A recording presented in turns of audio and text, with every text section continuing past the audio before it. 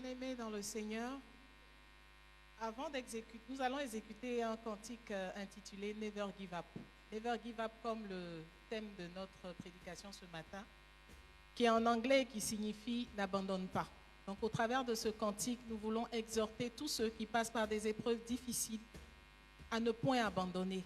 Tous ceux qui sont assaillis par la peur, par le doute, à ne point abandonner, mais à garder les yeux rivés sur Christ. Amen.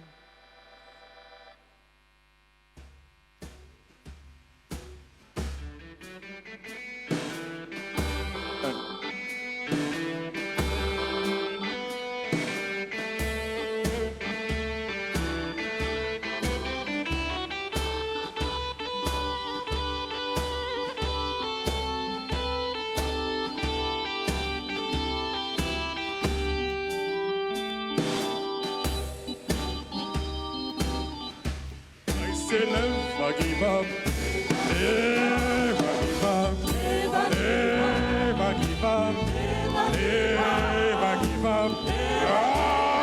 Hallelujah.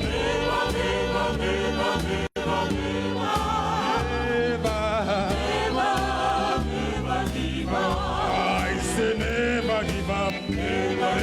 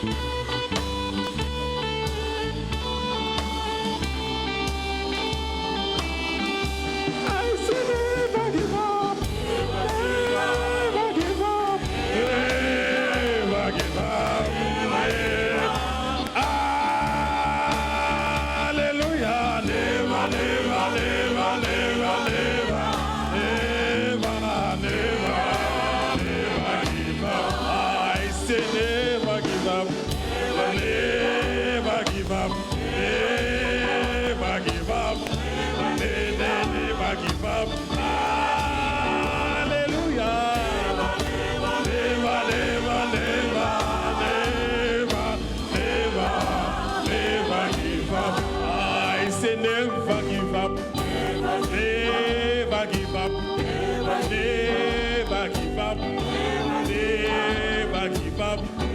Hallelujah.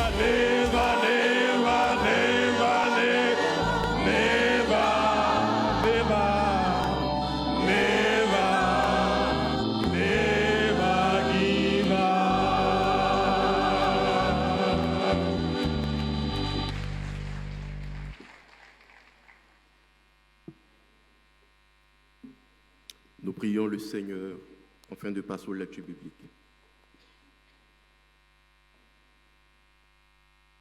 Éternel notre Dieu, par ton Saint-Esprit, nous te supplions de venir disposer notre cœur à l'écouter à la lecture de ta parole au nom de Jésus. Amen. Bien-aimés de Dieu, ce matin, nous lirons notre premier texte dans le livre du prophète Sophonie. Au chapitre 3, nous lirons du verset 9 au verset 17. Sophonie, chapitre 3, du verset 9 au verset 17. Sophonie 3, 9 à 17, et nous lisons. Alors je donnerai au peuple des lèvres pures, afin qu'ils invoquent tous le nom de l'Éternel, pour le servir d'un commun accord. D'au-delà des fleuves de l'Éthiopie, mes adorateurs, mes dispersés, m'apporteront des offrandes. En ce jour-là, tu n'auras plus à rougir de toutes tes actions par lesquelles tu as péché contre moi, car j'ôterai du milieu de toi ceux qui triomphaient avec arrogance, et tu ne t'enorgueilleras plus sur ma montagne sainte. Je laisserai au milieu de toi un peuple humble et petit, Qui trouvera son refuge dans le nom de l'Éternel? Les restes d'Israël ne commettront point d'iniquité, ils ne diront point de mensonge, et il ne se trouvera pas dans leur bouche une langue trompeuse. Mais ils paîtront, ils se reposeront, et personne ne les troublera. Pousse des cris de joie, fille de Sion, pousse des cris d'allégresse, Israël. Réjouis-toi et triomphe de tout ton cœur, fille de Jérusalem. L'Éternel a détourné tes châtiments, il a éloigné ton ennemi. Le roi d'Israël, l'Éternel est au milieu de toi. Tu n'as plus de malheur à éprouver. En ce jour-là, on dira à Jérusalem, ne crains rien. Sion, que tes mains ne s'affaiblissent pas. L'Éternel, ton Dieu, est au milieu de toi, comme un héros qui sauve. Il fera de toi sa plus grande joie. Il gardera le silence dans son amour. Il aura pour toi des transports d'allégresse. Amen.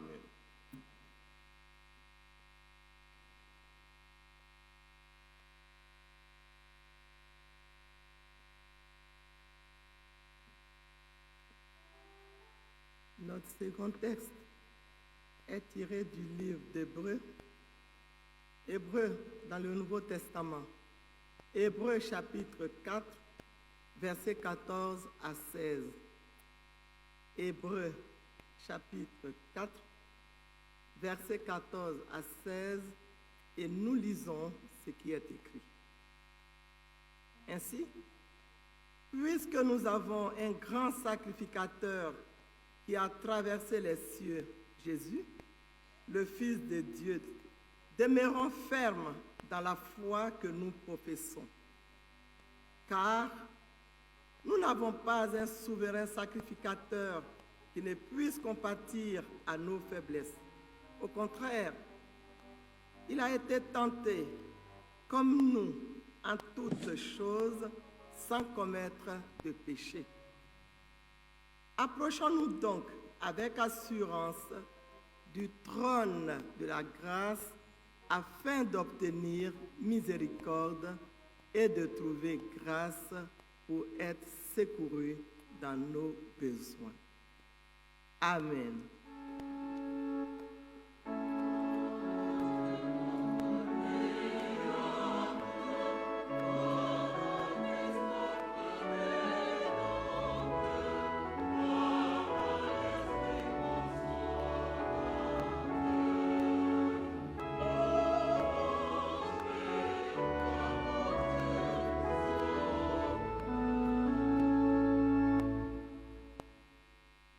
Nous trouvons notre dernier texte dans l'évangile de Jésus-Christ selon Jean.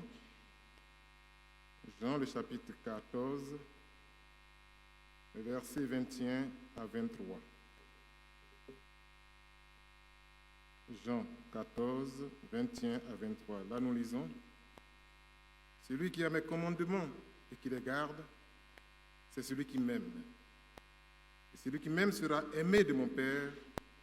Je l'aimerai et il me ferai connaître à lui.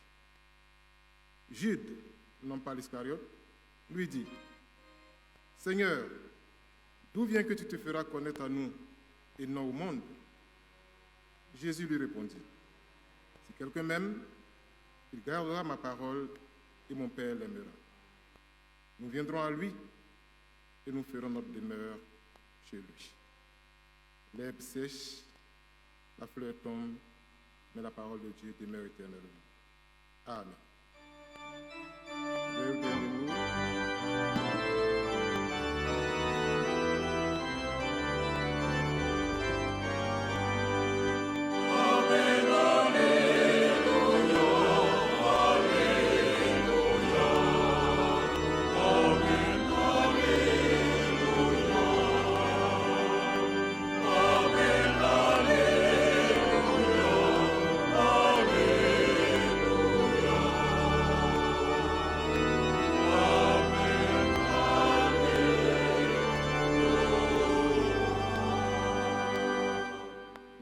chantons le cantique 849, notre recueil Gloire à Dieu.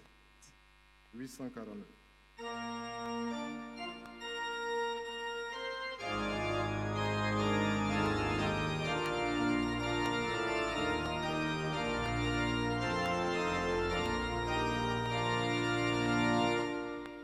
Seigneur.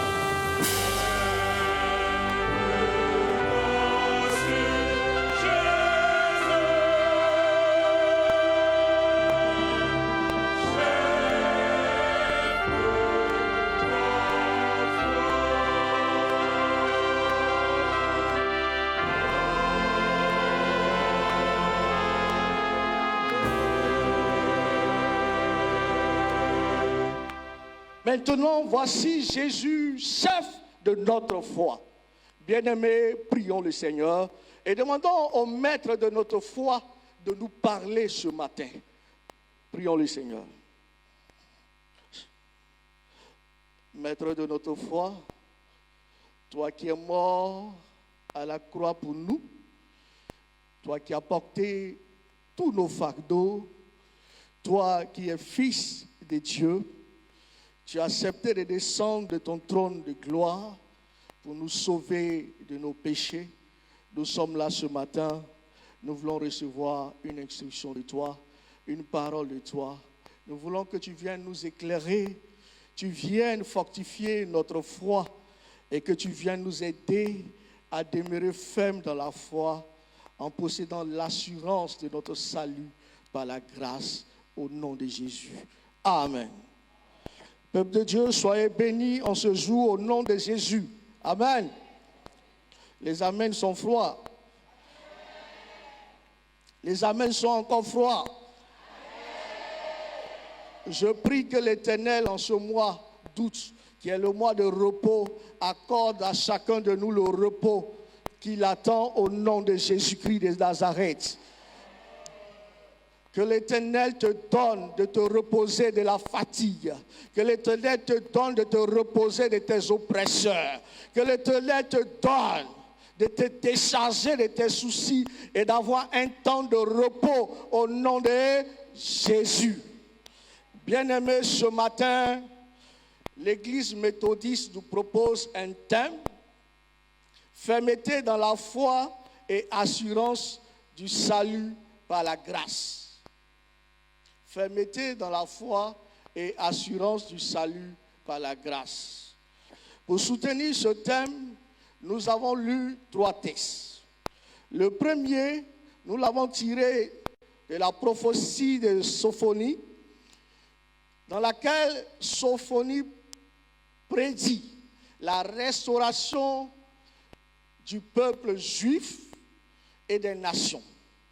Sophonie annonce que tous ceux qui sont restés persévérants et attachés au Seigneur seront récompensés par sa présence et délivrés de toute oppression et de tout malheur. Dans le second texte que nous avons également lu ce matin, il est question de Jésus-Christ, notre grand souverain sacrificateur. L'auteur de l'Épître aux Hébreux nous dit que Jésus-Christ, notre grand sacrificateur, est monté au ciel, où il est assis à la droite de Dieu le Père.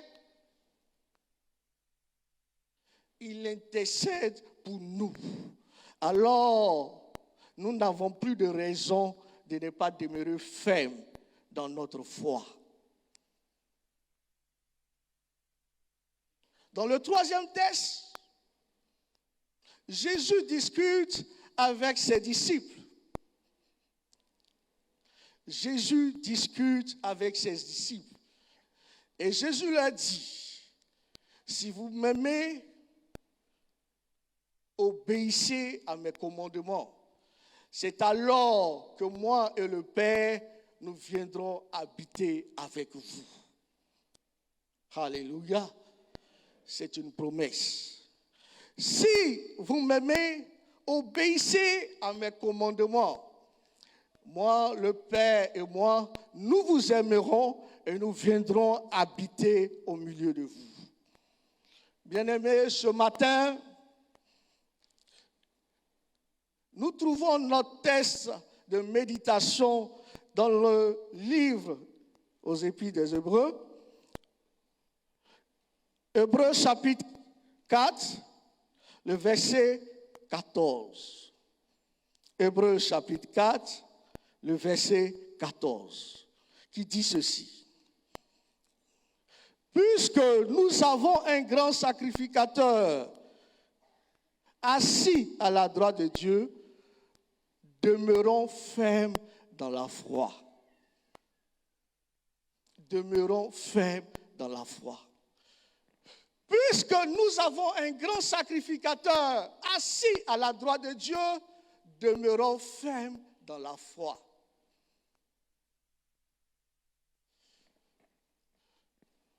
D'où le thème que nous propose l'Église ce matin qui dit « Fermeté dans la foi et assurance du salut ».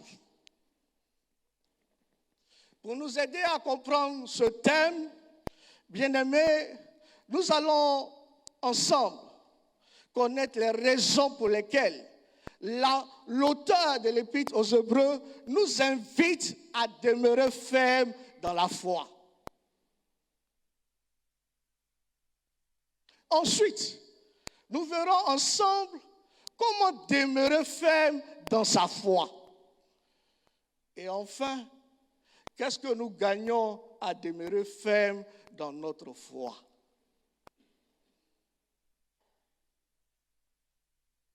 Je me passerai des définitions des mots foi et assurance parce que je suis certain que nous avons déjà plusieurs fois entendu des définitions de la foi, de l'assurance, de la fermeté. Aujourd'hui, nous voulons nous appesantir sur les raisons pour lesquelles chacun de nous doit demeurer ferme dans sa foi. Le dimanche passé, il était question d'accepter le Seigneur aujourd'hui.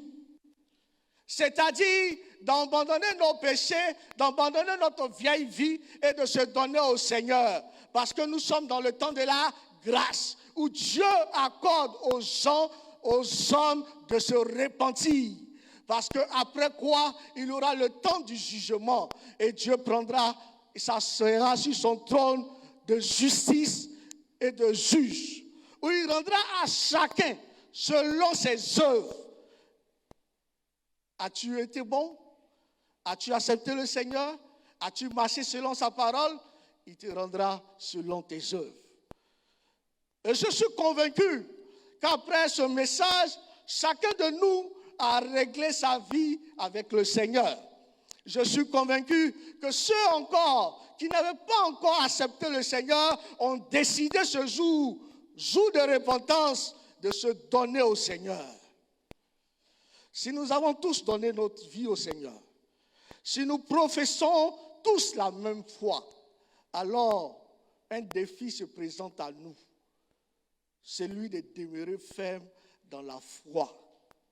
Car il ne sert à rien de commencer quelque chose et de ne pas l'achever. Vous êtes pareil à celui qui n'a jamais commencé. N'est-ce pas, frères et sœurs? Quand on prend une décision et qu'elle est bonne, il faut y aller jusqu'au bout, jusqu'au terme. Parce que c'est au terme, c'est à la fin que se trouve la rétribution, la récompense. Bien-aimés, pourquoi nous devons demeurer fermes dans notre foi? Il dit, puisque nous avons un grand sacrificateur assis à la droite de Dieu le Père,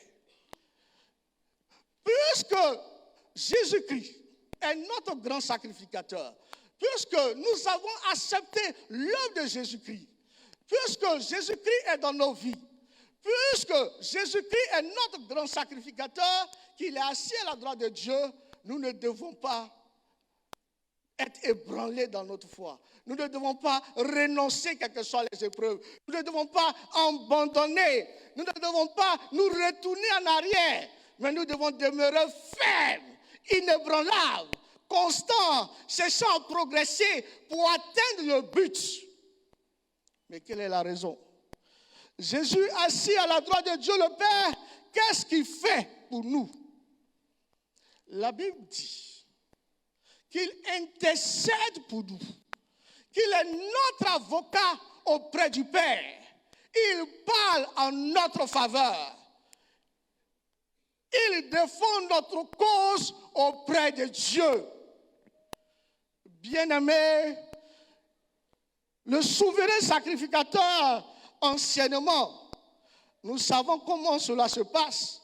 il entrait une fois pour toutes dans le lieu très saint pour offrir des sacrifices d'expiation, pour demander le pardon et la clémence de Dieu sur le peuple, parce que le peuple avait péché. Et ça, il le faisait une seule fois par an. Mais Jésus-Christ, Fils de Dieu, il est devant le trône de Dieu pour toujours. Et toujours, il intercède pour nous. N'est-ce pas là une bonne nouvelle, mon frère? N'est-ce pas là une bonne nouvelle? Christ n'est pas un sacrificateur momentané qui fait un sacrifice ponctuel, temporaire, mais il fait un sacerdoce quotidien et permanent en notre faveur. Afin que Dieu nous accorde sa grâce, afin que Dieu nous accorde son secours, afin que Dieu nous accorde son assistance. Bien-aimés, soyez rassurés, ce défenseur ne paie pas de procès. Ce défenseur, il gagne toujours. Il n'a jamais été vaincu. Sa vie le prouve. Alléluia. Nous avons un grand souverain sacrificateur, Jésus de Nazareth. Mais avant de parler de son sacrifice et de son sacerdoce à la droite de Dieu le Père, nous savons tous ce qu'il a fait pour nous étant sur la terre. Il s'est offert lui-même en sacrifice d'expiation de nos péchés. Il est mort à la croix pour nous, bien-aimés. Il nous a pardonné nos péchés. Il nous a pardonné nos infimités. Il nous a pardonné tout ce que le diable, tout ce dont le diable nous accusait, tout ce dont le diable, sur lequel il se fondait pour nous faire du mal, pour nous maintenir dans la misère, pour nous maintenir dans la pauvreté, pour nous maintenir dans le malheur. Jésus s'est chargé de cela. Car il est écrit, par ses maîtrisures, nous sommes guéris. Et le châtiment qui donne la paix est tombé sur lui. Il a porté ton fardeau, frère et soeur. Il a porté ce qui t'angoisse, frère. Jésus l'a porté à la croix de Golgotha. Sois rassuré et sois délivré au nom de Jésus. Amen. Bien-aimés, quand nous lisons le verset 16, il dit que ce souverain sacrificateur est disponible. Il est bienveillant. Il est disponible. Bien-aimés, notre Dieu est disponible. Ce souverain sacrificateur, il est disponible et il connaît nos souffrances. Il connaît nos réalités parce qu'il a vécu sur la terre. Voici une deuxième raison pour laquelle nous devons demeurer fermes. C'est que celui que nous appelons, celui à qui nous crions, il comprend nos situations, il comprend les réalités de notre vie, il sait ce à quoi nous sommes confrontés. Bien-aimés, il est difficile souvent d'exposer son problème à quelqu'un qui ne nous comprend pas. Quand une personne ne nous comprend pas, il ne peut pas solutionner notre situation. Quand une personne ne nous comprend pas, tout ce qu'il va nous proposer comme conseil va nous amener directement dans le trou et à la perdition. N'est-ce pas, mes frères? Jésus, lui, il connaît notre essai, notre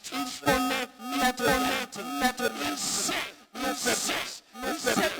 C'est de quoi nous sommes constitués. Parce que non seulement il est Dieu, mais aussi il est ange, car il est fait le ciel. Alléluia. Donc il connaît nos réalités. Il connaît nos situations. Il sait ce que les désirs de la chair. Il sait ce que le péché. Oui, notre souverain sacrificateur, ça connaît les réalités. Et la Bible nous dit qu'il est un exemple, parce qu'il a vécu sur la terre, vécu sur la terre, et il n'a pas. Il nous montre l'exemple même dans la chair, même dans vivre dans la sainteté. Dis à ton frère, on peut être saint. On peut être saint. On peut être saint. Oui, il a montré l'exemple de la sainteté. De la sainteté. La Bible dit qu'il n'a commis aucun péché. Ce qui voudrait dire que dans la chair, nous pouvons vivre sans péché. Ce qui voudrait dire que nous pouvons vivre sans péché. Le dernier élément sur lequel je voudrais revenir, c'est que quand on lit le chapitre 4, verset 16, il dit qu'il a les moyens pour nous secourir. Il a les moyens de nous secourir. Bien-aimés, nous n'avons pas de raison de rétrograder. Nous n'avons pas de raison d'abandonner. Notre Dieu est capable de nous secourir. Notre Dieu est capable de nous donner ce dont nous avons besoin. Est-ce un enfant? Anne a eu un enfant. Est-ce un enfant? Est-ce un enfant? À la ménopause, Sarah a eu un enfant, maman. Dieu est capable. Dieu est capable. Est-ce une situation de perte qui ne s'arrête pas? La femme qui avait une perte de sang depuis 12 ans, le Seigneur a arrêté cette perte. Notre Dieu a les ressources. L'évangile est rempli d'exemples. Sa parole est remplie d'exemples de miracles qui prouvent sa capacité, qui prouvent qu'il peut encore. Je ne sais pas quelle situation tu traverses. Je ne sais pas par quel chemin, par quelle difficulté, qu'est-ce qui te fait mal, qu'est-ce qui te fait te lamenter, qu'est-ce qui veut te faire retourner en arrière. Ton Dieu est capable. Est-ce à cause du pain? Ton Dieu dit qu'il est capable de te donner le pain quotidien. Alléluia. Nous n'avons donc pas de raison de renoncer, d'abandonner. Nous devons donc tenir ferme. Mais bien aimés, comment devons-nous demeurer fermes? Comment pouvons-nous être fermes dans notre foi? Y a-t-il des solutions? Y a-t-il des ingrédients? Y a-t-il des instructions de la part de Dieu? Oui. Il dit, approchez-vous du trône de la grâce avec foi. Approchons-nous du trône de la grâce avec foi. Bien-aimés, arrêtons de venir devant Dieu dans le doute, dans l'incrédulité, dans l'incertitude. Venons avec foi dans la présence de Dieu. Croyons que le Dieu que nous prions, il est capable. Arrêtons de douter de lui, car il est fait selon notre foi. Il est fait selon notre foi. Que veux-tu, mon frère? Que veux-tu, ma soeur, ce matin? Approche-toi de lui avec foi et assurance. Parce qu'il est capable de te secourir. Il est capable de t'aider. Bien-aimé, voici le premier message que nous devons retenir de ce message. C'est que nous devons nous approcher avec foi. Deuxième élément, Jésus dit à ses disciples, si vous m'aimez et vous gardez mes commandements, je serai avec vous. Bien-aimé, pour demeurer ferme dans sa foi, pour avoir Jésus dans sa vie tous les jours, pour ne pas abandonner et régner le Seigneur, nous devons obéir à ses commandements, à sa parole. Avez-vous vu une fois quelqu'un qui prétend vous aimer, mais qui ne vous écoute pas? Ça n'existe pas. Quand on aime quelqu'un, on l'écoute. On fait ce qu'il nous demande. Bien-aimés, nous disons aimer le Seigneur. Mais ce matin, le Seigneur nous appelle à obéir à sa parole. À obéir à sa parole. À marcher selon sa parole. Ce qui nous permettra de ne pas tomber et de ne pas succomber à la tentation. Car il nous dit, aucune tentation n'est au-dessus de nos forces. Bien-aimés, nous vivons selon sa parole. Ce n'est pas difficile.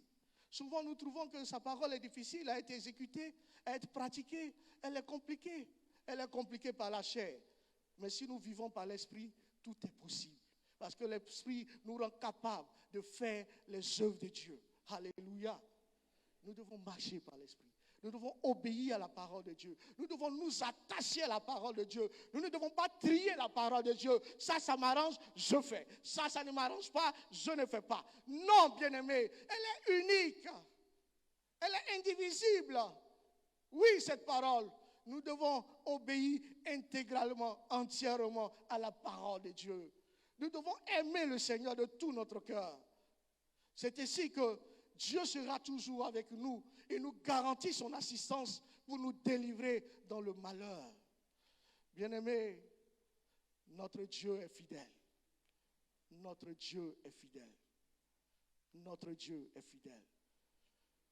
Si nous avons compris les raisons pour lesquelles nous devons demeurer fermes, et que si nous approchons avec foi de son trône, et que nous marchons fidèlement selon sa parole, en obéissant tous les jours, que gagnons-nous? Là, nous sommes convaincus que celui qui a fait la promesse de préparer une place pour nous au paradis, nous donnera le paradis. Alléluia. Celui qui dit, je vais au ciel, je vais au Père, vous préparer une place, réalisera sa promesse. Bien-aimés, convaincus que nous avons le salut en Jésus-Christ, nous ne devons pas renoncer. Car il n'y a pas de meilleur que le salut en Christ. Il n'y a pas de meilleure vie que d'être sauvé par Christ. Il n'y a pas de meilleure place que celle que Christ nous a préparée au ciel, auprès du Père. C'est ce que Sophonie dit. Sophonie dit, quand il viendra restaurer Israël et les nations, il sera avec eux. Ils seront dans la joie. Et Dieu même sera dans la joie. Il n'aura plus de crainte. Il n'aura plus de peur. L'adversaire, le diable, n'existera plus. Le mal n'existera plus. Ce sera une vie de bonheur. Bien-aimé, qui ne veut pas vivre cette vie de bonheur? Moi, je veux vivre cette vie de bonheur.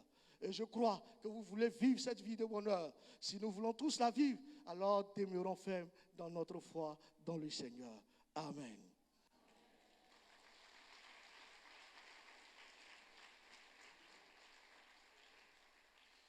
Bien-aimés, méditons en silence ces paroles que nous venons d'entendre. Que le Seigneur parle à nos cœurs.